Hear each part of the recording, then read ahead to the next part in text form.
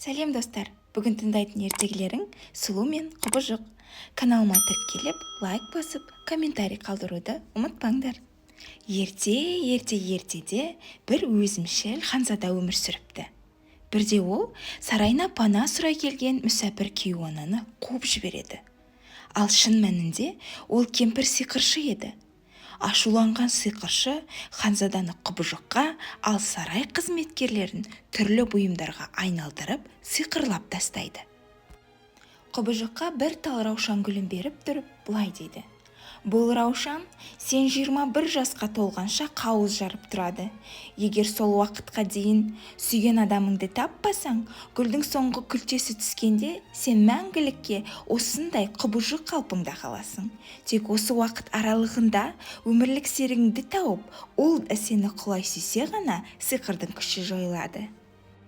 Құбыжықтың сарайына таяу маңда бір шағын қалашық бар еді. Онда Маурицио атты өнер тапқыш өмір сүретін. Оның ай десе аузы, күн десе көзі бар Белль атты сұлу қызы болды. Сол қалашықтың Гастон деген күшті де сымбатты жігіті оған ессіз ғашық еді. Ол Белльді өзіне жар еткісі келді. Ол осы қаладағы ең сұлу қыз, деді Гастон досы Лефуға. Сөйтіп ол Белльдің үйіне келді. Оның өзіне тұрмысқа шығуға келісетініне аса сенімдеді. Бірақ Белль оның ұсынысынан бірден бас тартты. Өйткені Белль Гастон сияқты өзімшіл әрі атаққұмар жігітті жақтырмайтын. Ал кеудесінен аң піскен тәкаппарға жар болу мүлде ойында жоқ. Бірде Маурицио өзінің соңғы ойлап тапқан бұйымын алып базарға кетті. Қас қарайып, күн батқанда ол жолдан адасып, әлгі Құбыжықтың сарайына тап болады. Мауриционы сиқырлы сарай қызметкерлері күтіп алды. Олар шырағдан Люмфер, сағат Коксфорд, шәугім миссис Пот және оның ұлы кесе Чип. Бірақ үйінде бөтен адамның бар екенін біліп қойған Құбыжық қатты ашуланып қаһарына мінді. Сөйтіп, ол Маурицио әкейді зынданға қамап тастады. Әкесінің аты үйге иесіз оралғанын көріп, Белль бірден оны іздеуге аттанды. Тастай суық зынданның түбінен әкесін көрген Белль, «Әкетайым-ау!» деп қайғыдан жүрегі қарс айрыла қамығып сала берді. «Мен сені бұл жерден қалай да алып шығуым керек», деді ол. Сол сәт жүрегі әлденені сезгендей артына бұрылып қарағаны сол еді, бұған төніп тұрған Құбыжықты көрді. «Өтінемін, әкемді босатшы, оның орнына мені тұтқынға ал», деп жалынды Белль. Құбыжық келісіп, Маурицио әкейді босатты. Ал Белльді сарайдың ішіндегі бір бөлмеге апарып, «Бүгіннен бастап сен осында тұрасың», деп бұйырады. «Сарайдың ішін аралағың келсе еркің, бірақ батыс жақ қанатына аттап басушы болма, қатаң тыйым саламын», деп ескертті Құбыжық. Сол күннен бастап байғұс Белль өзін бақытсыз сезінді. Әкесімен туған үйін сағынып, әбден ішқұса болды. Сиқырланған сарай қызметкерлері оның аузына бар тәтті дәмдісін тосса да, тіпті ән айтып, би билеп, көңілін көтеріп, асты-үстіне түссе де, Белльдің қабағы бір ашылмады.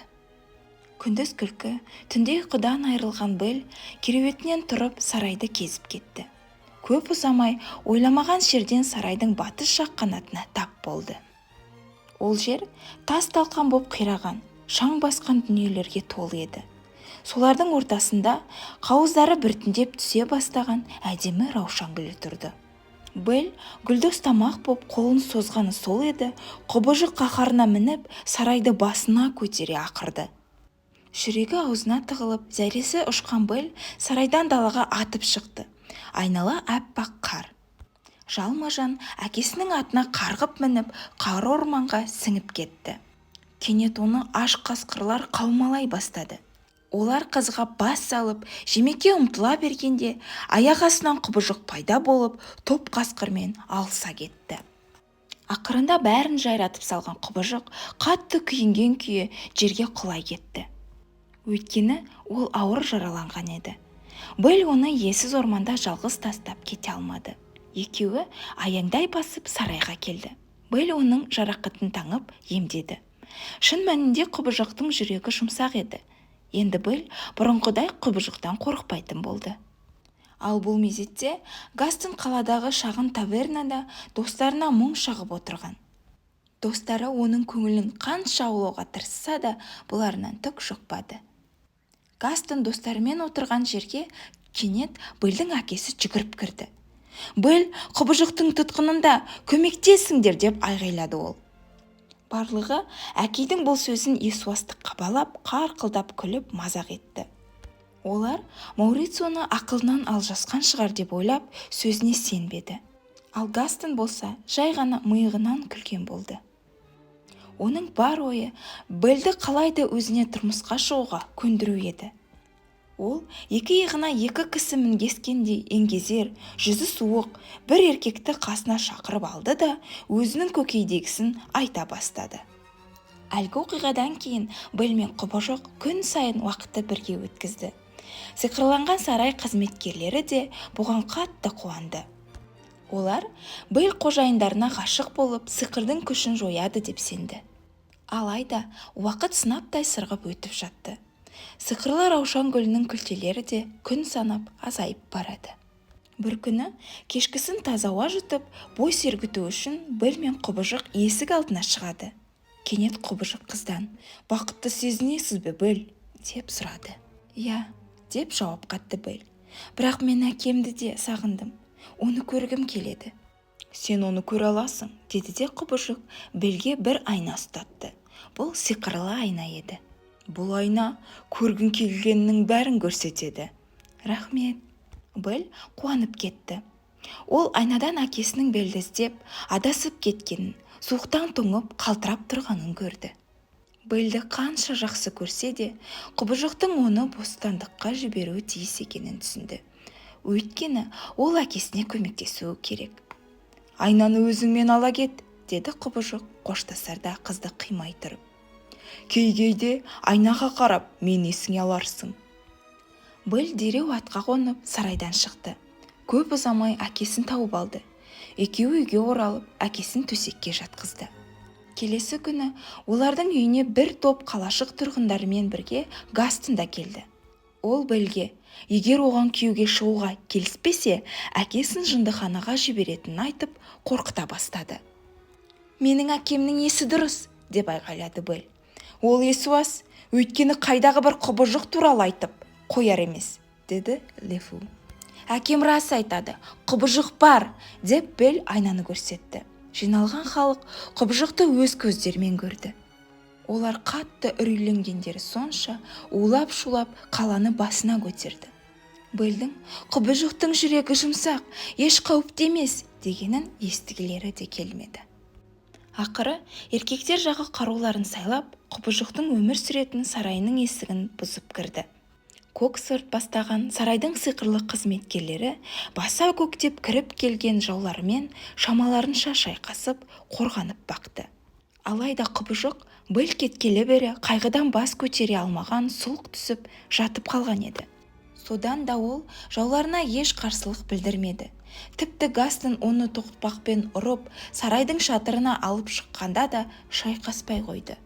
Тек Бэлдің даусын естігенде ғана селк етіп басын көтерді. «Сен оралдың ба?» деді ол қуанып. Сөйтіп, құшағын жая Бэлге ұмтылды. Осы сәтте Гастон оның ту сыртынан келіп қанжарын сұғып алды. Құбыжық шатыр үстіне гүрс етіп құлап түскенде Гастон аяғы шалынып шатырдан ұшып кетті. Бэл жаралы Құбыжыққа жүгіре жетіп, оның бетіне бетін тақап сүйіп алды. Осы сәтте раушан гүлінің соңғы күлтесі әне-міне үзілгелі тұр еді. «Сен өлмеуің керек», деп жылап жіберді Бэл. «Мен сені сүйемін, мен өмір бойы сенің жаныңда болғым келеді». Сол-ақ екен, кенет Құбыжықты тылсым тұман орап алды. Қас қаққанша Құбыжық Бэлдің көз алдында баяғыдай сұлу да сымбатты ханзадаға айналып шыға келді. Оның сиқырланған сарай қызметкерлері де бәз баяғы адам қалпына қайта келді. Олар қуаныштан көздеріне жас алып, бір-бірімен құшақтаса амандасты. Ал қуанышы қойнына сыймаған ханзада Бэлді қолына көтеріп алды. Сөйтіп, көптен күткен күн туып, ханзада сүйіктісін жолықтырды. Сарай тұрғындарын арбаған дуалы сиқырдың да күші жойылды. бұлт арасынан жарқырап күн шықты. Олар бәрі бірге сән-салтанатқа кенелген сарайда ұзақ та бақытты өмір сүрді.